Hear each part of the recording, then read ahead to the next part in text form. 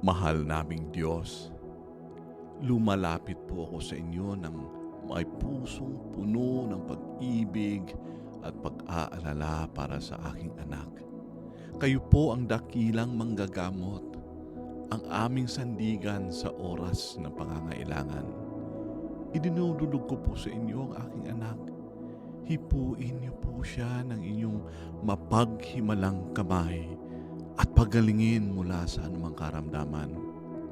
Bigyan niyo po ng karunungan at gabay ang mga doktor at tagapag-alaga upang mabigyan siya ng tamang lunas. Alisin niyo po ang kanyang sakit at anumang takot sa kanyang puso.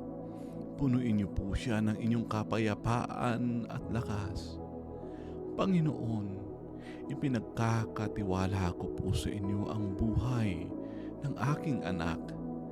Naway bumalik ang kanyang sigla at kalusugan sa lalong madaling panahon. Salamat po sa inyong walang hanggang pagmamahal at awa.